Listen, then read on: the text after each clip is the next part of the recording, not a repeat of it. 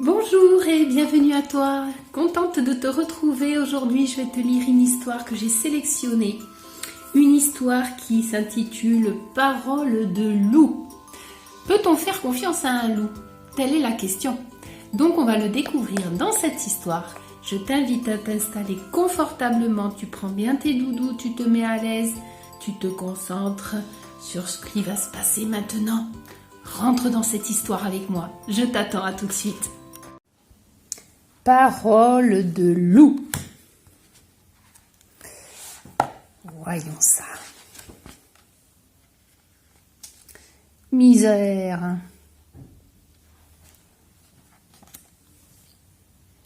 Igor est ici, monsieur l'agent. Entrez, je vous prie.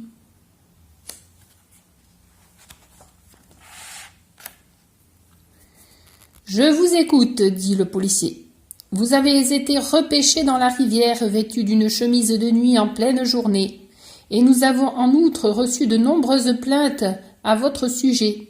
J'attends vos explications.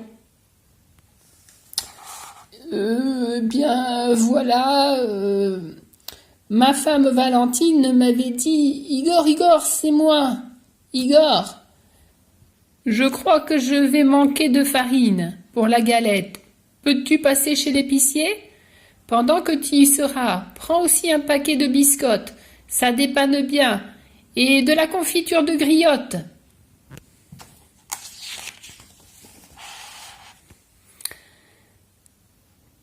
Lapin en gibelotte, de la laire de cochon, ravigote, tralala, agneau en cocotte, soin de soin.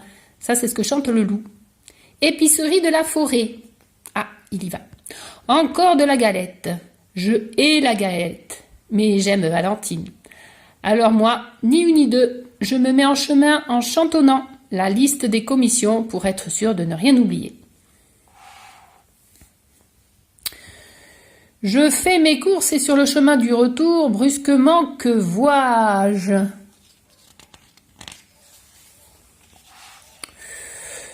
Un jeune cochon livré à lui-même en train de... L'inconscient de faire cuire une galette dans une maison de paille qui plus est. Ouh, voyons ça. Oh, le pauvre cochon. Je n'écoute que mon ego, que mon cœur. Je vole à mon secours et lui explique les dangers qu'il court. Je réussis à le convaincre d'aller chez son frère qui habite juste à côté.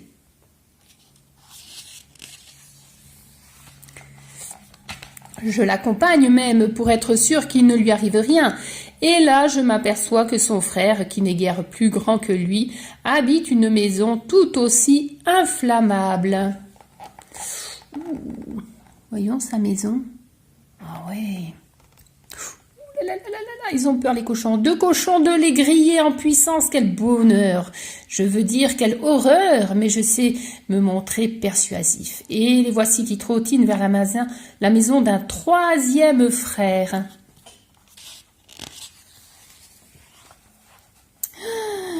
Une maison de maçons en briques et en béton. Et alors? Alors, je les y accompagne, discret mais prévenant. Voyons ça. Regarde comme tout le monde court chez le 3e frère.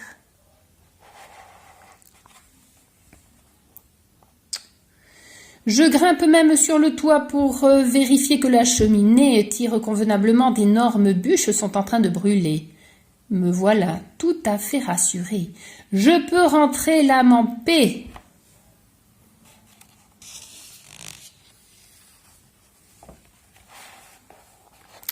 Mais du haut du toit, qu'est-ce que j'aperçois? Une fillette tendre et dodue à souhait qui gambade au bord de la rivière. Voilà, regarde le loup. Regarde le loup comme il observe de loin. Oh! La la la la la l'air, je vais chez ma grand-mère, chante la petite fille. Rentemplant, je me rends chez ma grand-mère. Je ne résiste pas, je cours, je la croque, la sauve d'une noyade assurée quand... Paf! La voiture de Mère Grand brise brutalement mon élan. Oh, que fait Mère Grand? Pouet! Paf! Elle est rentrée dans le loup.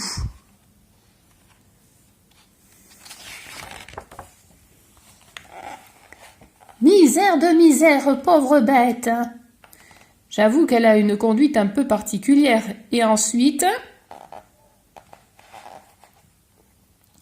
je me réveille dans le lit de Mère Grand, affublée d'une chemise de nuit et d'un bonnet.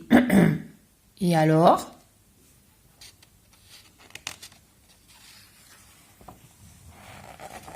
Pouet! Boum! Je reprends doucement mes esprits.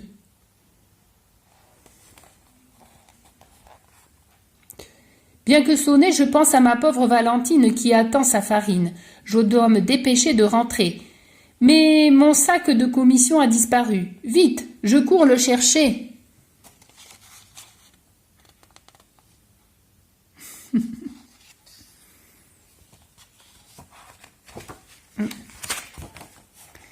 Dans ce ridicule accoutrement? Eh oui, monsieur l'agent, évidemment, je me fais le plus discret possible. Et je cherche et je cherche. Je me dis, tiens, Madame Broutchou l'aura peut-être trouvé. Et si j'allais frapper à sa porte?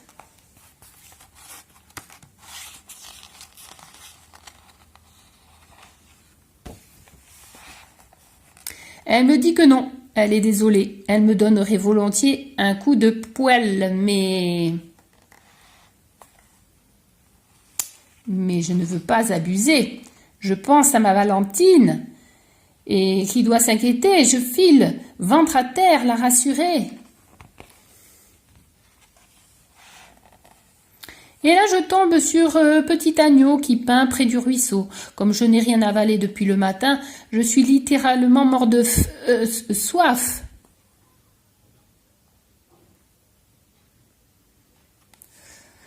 Pan! Je me penche pour me désaltérer dans le courant d'une onde pure, comme qui dirait, quand bêtement je glisse sur Pierre.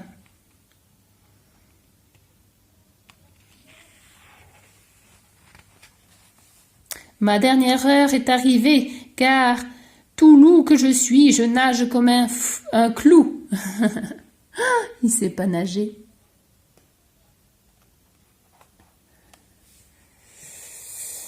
C'est là, monsieur l'agent, que le courageux monsieur Lapin, mon sauveur, intervient.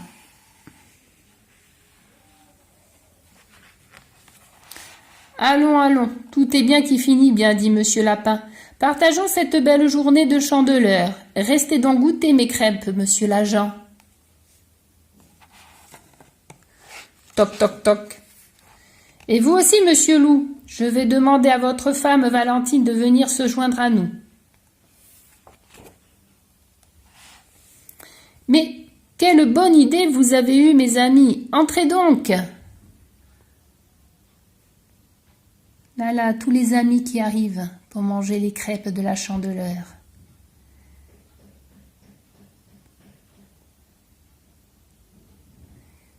Donc, je ne sais pas si tu as reconnu, mais en fait, dans cette histoire, on a eu le petit chaperon rouge, Pierre et le loup, les 3 petits cochons, la chèvre de Monsieur Seguin. Voilà, tout plein de petits contes qui se sont réunis dans cette même histoire. Mais moi, ce que je comprends de cette histoire, c'est que Monsieur Loup n'a fait que mentir à Monsieur l'agent en racontant son histoire. Parce que si tu connais bien l'histoire du petit chaperon rouge, le loup, il veut croquer le petit chaperon rouge et il prend le lit de Mère Grand pour croquer le petit chaperon rouge. Et non pas parce que Mère Grand lui est rentrée dedans en voiture. Pareil avec Pierre et le loup. Il voulait croquer l'agneau et non pas le sauver de la rivière ou je ne sais quoi. Pareil pour les 3 petits cochons qu'ils voulaient croquer chacun à son tour et non pas prendre soin d'eux. Donc ce que je pense là, c'est que tous les petits personnages y viennent toquer à la porte de l'agent parce qu'ils sont pas contents et qu'ils veulent dire la vérité. Parce que Lou n'a fait que mentir en racontant une histoire complètement abracadabrante. Mais bon, il faut espérer que les crêpes de lapin et la chandeleur fera que tout le monde arrivera à se réconcilier et passer un bon moment ensemble. Voilà, ça c'est la version que je donne à cette fin d'histoire, parce qu'il faut rester toujours optimiste et espérer que quand on n'est pas copain, on puisse le devenir avec le temps.